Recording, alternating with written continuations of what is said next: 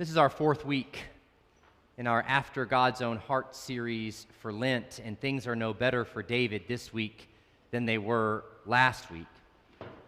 Last week we heard about cover-ups, David's taking of Bathsheba, the murder of her husband Uriah, the confrontation between Nathan and David to confront him with his sins, contrite David, repentant David.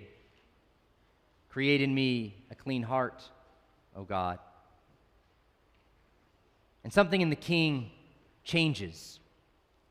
He isn't as decisive. He isn't as much of himself. Humility has been accompanied by impotence. Maybe it's the result of these cover-ups and their consequences. Maybe it's just a product of age. That age and experience makes you a little less bold, a little less decisive. You know what could happen. Maybe it's all the years of comfort in the palace that has left David feeling stale about the direction that the nation is heading. And so if David's sins perpetuated from a restlessness when he was younger, we see a transition here that now things fall apart because David is paralyzed. David has a son. His name is Amnon. He's the oldest son by David's wife Ahinoam. David has a son and a daughter, Absalom and Tamar, by his wife Maacah. And Amnon desires his half-sister Tamar. He concocts a plan. He draws her in. He takes her. He assaults her. He casts her from his presence.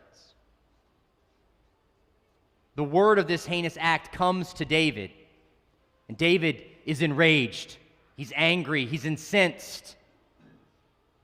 But there's that impotence. He will not act.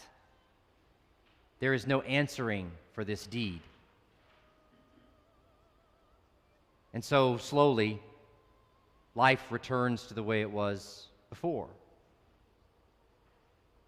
Except not for Tamar, not for her brother Absalom.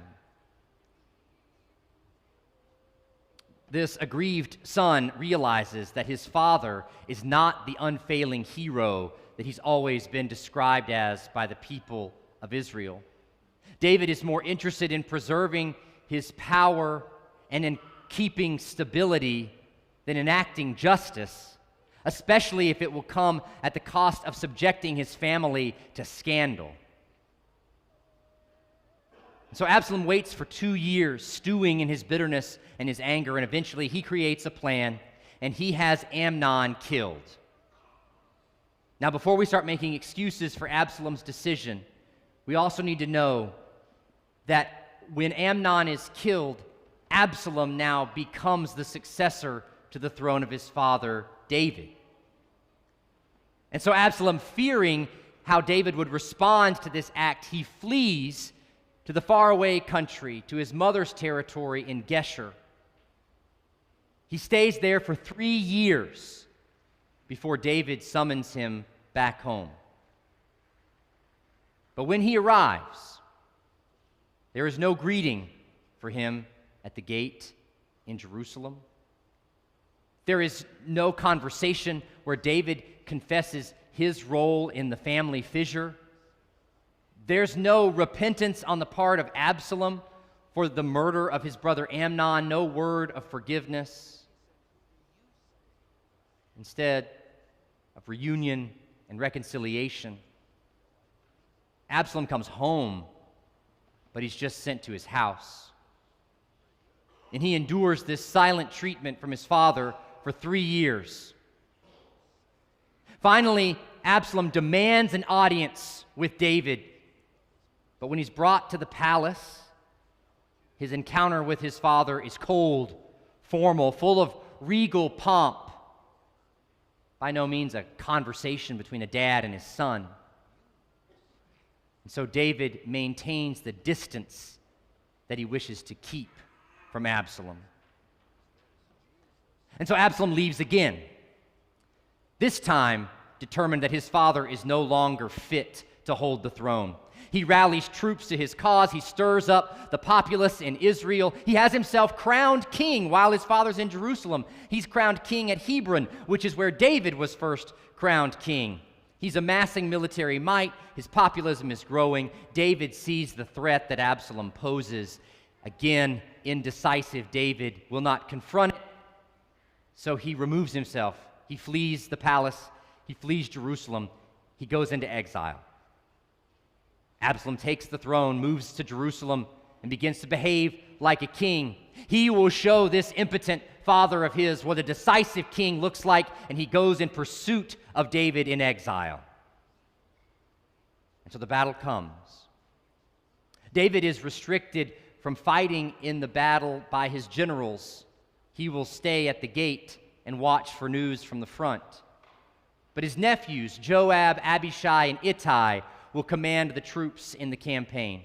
And before they depart, David implores them, "Deal gently for my sake with the young man Absalom." There's a hint here that the hardened king may not actually be so hard.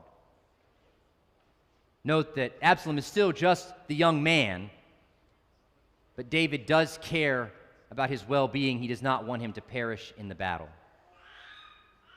Well, as the battle rages, however, Joab defies the orders of Uncle David, and when he finds Absalom hanging in a tree between heaven and earth, he kills him, and he disposes of Absalom's body. The revolt is ended. David's reign is restored. Two messengers race to David at the gate.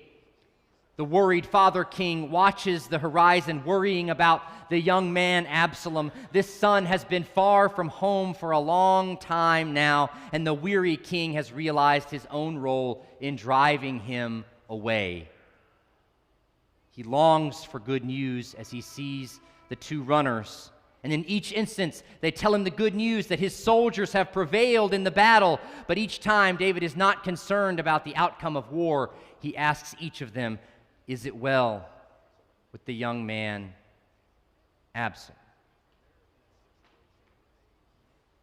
And the king receives the news. The young man Absalom is dead. And here all the coldness, all the regal formality, all the military stoicism disappears. Absalom is no longer a usurper. He's no longer a threat. He's not even the young man to be dealt with gently. He is only my son. David cries out 5 times, "O Absalom, my son, Absalom, would that I have died instead of you, O Absalom, my son, my son." David has grieved before, grieved with eloquent speeches after the death of Saul and Jonathan, his predecessors. He's grieved the death of Bathsheba's son, but then afterward picked himself up, washed his face, eaten something, gone back to the duties of the kingship. But here, there are no political benefits to David's words. He can come up with no eloquent poetic speech. He can only speak the name of his boy and their relationship. The desperate cry is a cry of grief, not only for David's son, but David can trace here how he has played a role in bringing about that death. As Tony Cartledge writes, the king's emotional outburst seems not limited to the loss of Absalom alone. David is also grieving the death of Bathsheba's son, the rape of Tamar, the murder of Amnon, his loss of the people's trust, and ultimately the knowledge that he is the one to blame. All of these regrets stem from what David has come to claim as his ultimate truth, which is another way of saying, this is David's God. The preservation of his power has become the ultimate truth of David's life. To spin it as positively as you can, David sees himself as responsible for the life of this nation he has built. He carries its future upon his own back, and so he must present himself as a person of surety. He must be regal and wise and confident. And even while he's crafted this image for himself, he's also inherited it from the legend that has risen up about him. The young shepherd boy coming out of the fields in Bethlehem, the hero who defeated Goliath of Gath, the one who brought the Ark of the Covenant back to the people of Israel. David has inherited all the desires, all the dreams of Israel upon himself, and he has decided that it is up to him to bear that weight. Family scandals would undercut his authority, his ability to lead. He would lose the trust of the people. So don't you see, it's for their sakes that he doesn't want this family strife to come to light out in the open. David's decided that the future of Israel rests on his shoulders. And as he replaces God with that ultimate truth of his power, God becomes a cold and distant figure, a harsh judge not active in the world, who simply exists to evaluate David's behavior. And so instead of enacting justice over what has happened with Amnon and Tamar, David looks to himself for the answer so he can show that he's worthy to the Almighty. Because he sees his God as cold and distant, that informs how he treats Absalom when his son returns from exile. If God treats David as one who's cold and distant, then that's how David should treat Absalom, cold and distant. The irony of our story, however, is that only when he is cast from the palace and living in exile outside of the reign of Israel, having lost what he's worked so hard to preserve. Only then, when he becomes nothing but a worried father watching the horizon for his prodigal son, only then does he begin to wrestle with the truth that maybe the image of who he was and who he needed to be was not actually who God desired him to be. In fact, the most godly cry that David makes in this whole story is when he says, "Would that I have died instead of you." Friends, our image of who God is shapes dramatically who we believe we are and should be. Somewhere along the way, the shepherd king got mixed up. The true God desired David to act on behalf of Tamar. The true God desires justice for the victims of abuse. The true God does not exile a son to the far country, but in fact, when the son demands an inheritance and goes off to waste it, the true God cannot write that one from God's own heart, but instead watches the horizon daily, just like David did watching for his prodigal son, but not to greet that son with coldness, but to throw out any concerns for public opinion polls or family respectability. The true God rushes out into the streets before all to see scandals or whatever and embraces that child in love. The very child who wanted to cast God from the throne. And so desperate is our God for my son, for my daughter, that while we are still off in the far country, wasting the inheritance, fighting against the God who loves us, our God not only cries out like the aggrieved David, Would that I have died instead of you. Our God actually does die instead of us in order to bring us home.